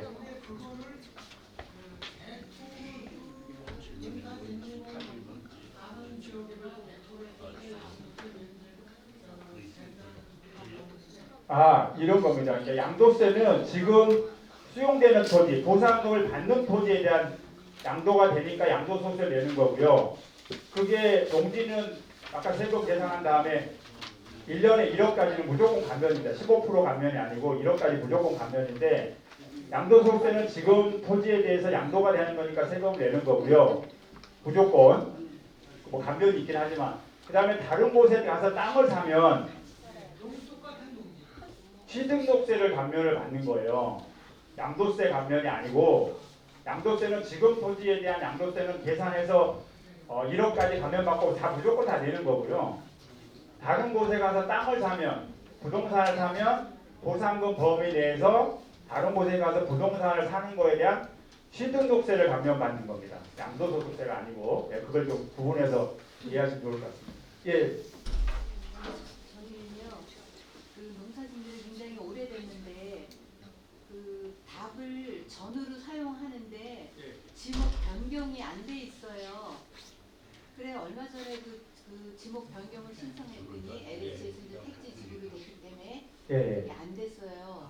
근데 저희는 오래전부터 거기다 과수를 심어서 농업 경영체 등록에도 과수원으로 돼 있어요. 이럴 경우 저희가 그 답을 전으로 보상받을 수 있는지 그게 궁금합니다. 예, 이렇게 보시면 돼요. 지목은 답인데 현황이 전 과수원인데 현황 평가 주장을 하는 거죠. 그래서 보통은 이제 평가사들 입장에서는 답하고 전하고 큰 차이가 안 납니다. 뭐 얘기하는 건데 비교 표준지가 달라요. 전하고 답하고. 그러면 당연히 전이 훨씬 더 가격이 높은 부분들이 있기 때문에 현황 평가에서 이게 전으로 과선으로 완전히 지목을 바꿔서 평가하는 것처럼은 안 됩니다. 어쩔 수 없습니다. 그거는 이게 확되어 있는 게 아니기 때문에. 근데 일반적인 논하고는 다르게 쓰고 있잖아요. 거래도 전 과선으로 될 거기 때문에 전 과선으로 쓰고 있는 현황을 반영해서 감정해달라고 이제 계속 요구해야 되는 거죠. 그러면 일반적인 지목이 답인데 답으로 쓰고 있는 토지하고는 분명히 다르게 평가합니다. 그거를 조금 강조를 좀 많이 하셔야 돼요. 지금 지목이 전 과선으로 바뀐 거하고 동일하게는 평가가 안 될 거예요. 그래도 답으로 쓰고 있는 토지하고는 중간 정도는 충분히 평가를 받을 수가 있기 때문에 그거를 좀 많이 강조하셔야 돼요. 그게 안 하면 그냥 지목대로 평가해 버립니다. 네. 감조는 감정 평가사가 왔을 때 그렇죠. 현장에서. 네. 그리고 한 가지 더 예. 있는데요.